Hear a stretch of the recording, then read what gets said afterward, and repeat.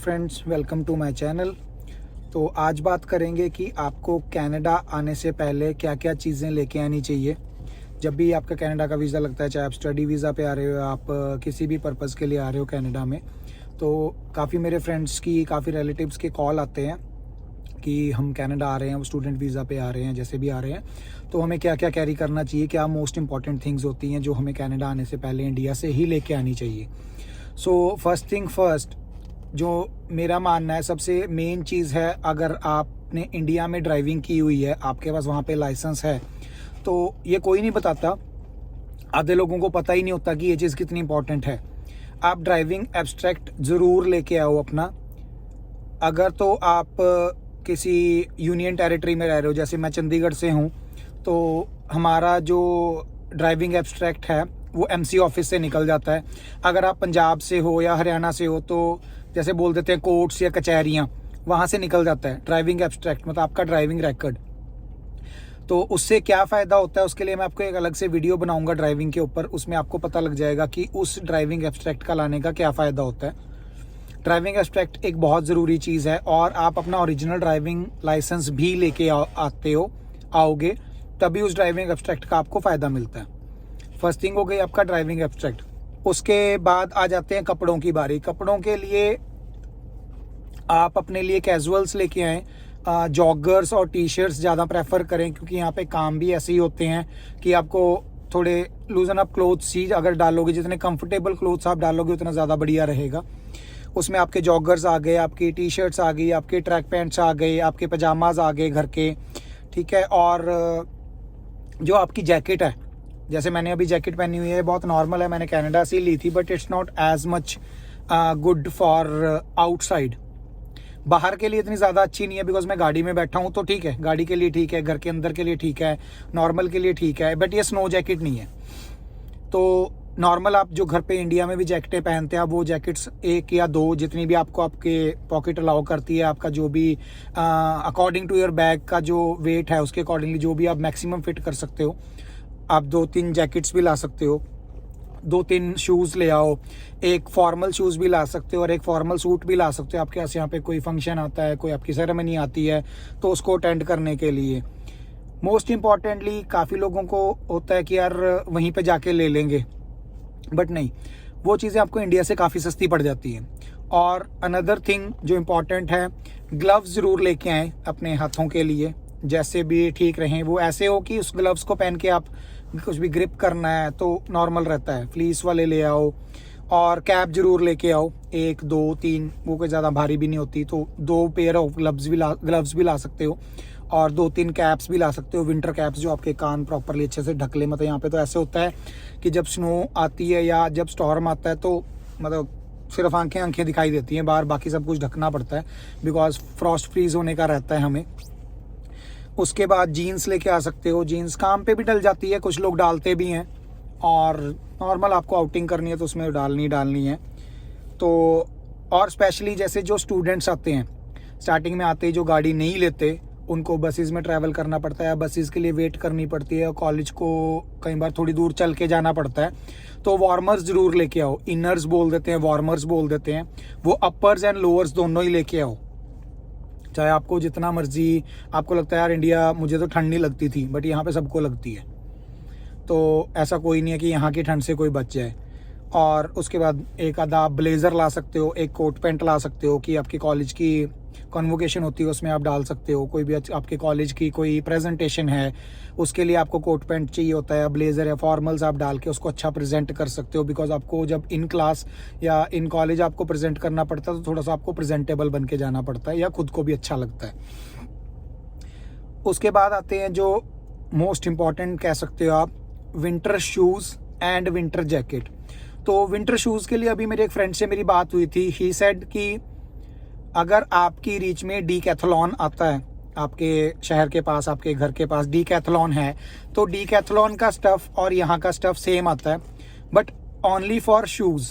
जो आपके snow shoes हैं वो अगर आपको डीकैथलॉन से पसंद आ रहे हैं और अच्छे मिल रहे हैं, तो आप डीकैथलॉन से ही लेके आ जाओ। यहाँ पे भी सेम ही मिल जाएगा आपको, मॉडल मिलता भी है, बट वो थोड़ा सा एक्सपेंसिव होगा। और सारी चीज़ें मैं इसलिए जो मैक्सिमम चीज़ें आपको इंडिया से लाने के लिए बोल रहा हूँ, वो इसलिए बोल रहा हूँ क्योंकि आते ही आपके ऊपर पैसों का भार नहीं पड़ता। आपको ऐसा नहीं होता है हर चीज़ के लिए मुझे पैसे खर्चने पड़ रहे हैं। तो जितनी मैक्सिमम सेविंग रख सकते हो उतनी रखोगे। जो इंडिया से चीज़ें ला सकते हो, पता है घर वाले भी हेल्प कर देते हो और हम खुद भी वहाँ पे लेनी आसान होती है। उससे बाद जो सबसे बड़ी चीज़ लोगों को मिथ होता है कि यार कनाडा में बहुत ठंड पड़ती है, तो हम रजाई लेके जाएं, ब्लैंकेट लेके जाएं या क्या लेके जाएं। सो रजाई यहाँ पे एज सच कामयाब नहीं होती है, बिकॉज आप जहाँ पे भी रहते हो घरों में वहाँ पे हीट चलती है। तो इतनी मोटी रजाई यहाँ पे आपको घबराहट कर देगी, आप नहीं ले पाओगे। सो बेस्ट जो आप ला सकते हो वो क्विल्ट है। क्विल्ट ऐसे होता है कि वो एसी क्विल्ट उसको आप बोल सकते हो, वो सर्दियों गर्मियों दोनों में यूज़ हो जाता है। पतला पॉलीफिल का होता है, उसको कैरी करना भी आसान है और संभालना भी आसान है। अगर आप मोटी रजाई ले आते हो या उसको वैक्यूम करवा के भी ले आते हो तो आपके बैग की आधी से ज़्यादा जगह वो खा जाता है कि, और यहाँ पे आके वो यूज़ भी नहीं हो पाता, इतना ज़्यादा भारी होता है, ऊपर से हीट चलती है, आपको सोने ही नहीं देगा। ना ही जो गर्म चादरें होती हैं वो भी यहाँ पे कामयाब नहीं हो पाती, बिकॉज हीट चलती है। इतनी मिनिमम टू मैक्सिमम इतनी हीट होती है कि आपको अंदर आप नॉर्मल अपनी निक्कर टी शर्ट में भी घूमो तो आपको ठंड नहीं लगती। आप अपने घर पे ऐसे सोते हुए ज़रूर होता है कि कुछ ओढ़ के सो जाओ, तो क्विल्ट इज़ बेस्ट वन मेरे मानने से। उसके बाद आ जाता है जी विंटर शूज़। आपने अगर इंडिया से ले सकते हो तो ले लो, वरना यहाँ पे भी लेने पड़ेंगे, बिकॉज आपको बसेस में और आउटसाइड बाहर जाना पड़ेगा। काफ़ी डीप स्नो होती है कई बार, तो जगह भी नहीं, मतलब रास्ता भी नहीं दिखाई देता, तो आपको स्नो शूज़ चाहिए होता है, वरना स्नो आपके पैरों में जूतों में घुस जाती है, आपके सॉक्स गीली कर देगी। तो कई बार आपको काम पे जाना हो तो सारा दिन आप गीली सॉक्स के साथ नहीं बैठ सकते। देन बात आती है विंटर जैकेट की। Winter jacket I must say कि आप कनाडा आके ही लो, क्योंकि इंडिया से आपकी जो विंटर जैकेट्स हैं वो यहाँ पे कामयाब नहीं हो पाती हैं। यहाँ की जो विंटर जैकेट्स हैं स्पेशली कनाडा की, उसमें आपके बैक साइड पे यहाँ देखोगे जो उनका फ्लैप होता है या उनका ब्रांड लिखा होता है, उसके ऊपर स्पेसिफिकली लिखा हुआ होता है कि वो कितनी डिग्री तक सह सकती हैं, -10, -20, -30, -40। सो आई एम इन ओंटारियो, मैं ओंटारियो में हूँ, ब्रैम्पटन में रहता हूँ। हमारे यहाँ पे भी ज़्यादा ठंड नहीं पड़ती, बट स्टिल -35 टू -40 आराम से चला जाता है। ये बहुत नॉर्मल है। अगर आप नोवा स्कॉशिया चले जाते हो, विनीपेग चले जाते हो, मैनिटोबा चले जाते हो, इन प्रोविंसेस में बहुत ज़्यादा स्नो पड़ती है, बहुत ज़्यादा माइनस में टेम्परेचर जाता है, -50 तक भी चला जाता है, कि जहाँ पे फ्रॉस्ट चिल्स होने का रहता है, हाथ जम जाते हैं, तो वो कहीं ना कहीं डेंजरस हो सकता है आपकी सेहत के लिए। उसके बाद आ जाती है आपके डॉक्यूमेंट्स की बारी। आप अपने सारे ओरिजिनल टेस्टिमोनियल्स, आपके ओरिजिनल डॉक्यूमेंट्स जो हैं साथ लेके आएँ।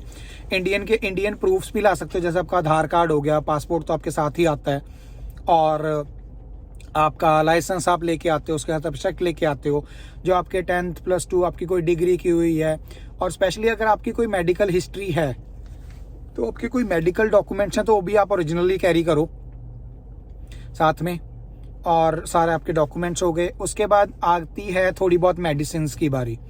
मेडिसिन्स में बहुत ज़्यादा मेडिसिन्स कैरी ना करो, बिकॉज यहाँ पे सच मैं ये नहीं कहूँगा कि ज़रूरत नहीं पड़ती, ज़रूरत भी पड़ती है, बट पड़ी एक्सपायर भी हो जाती हैं। तो मोस्ट ऑफ दैट ऐसा कर लो कि आपको लगता है कि आपको बहुत जल्दी हेडेक हो जाता है, तो डिस्प्रिन के लिए आप 2 पत्ते ले सकते हो।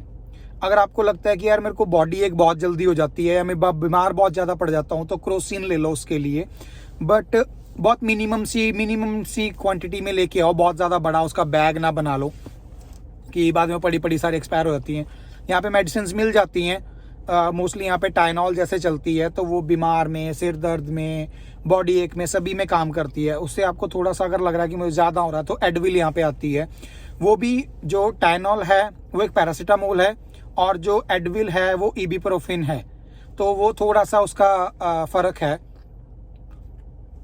कि आपको काम करती है। बट हमारा इंडियन शरीर है, इंडियन जेस्चर्स में या इंडियन उसमें पला हुआ है, तो थोड़ा सा टाइम लेता है। यहाँ की मेडिसिन बहुत हल्की होती हैं, तो हमें असर नहीं करती, तो हमें लगता है कि यार नहीं, इंडिया वाली ज़्यादा बढ़िया थी, वो एक ही गोली लेके मैं ठीक हो जाता था, तो इसलिए वो भी कैरी करो आप साथ में।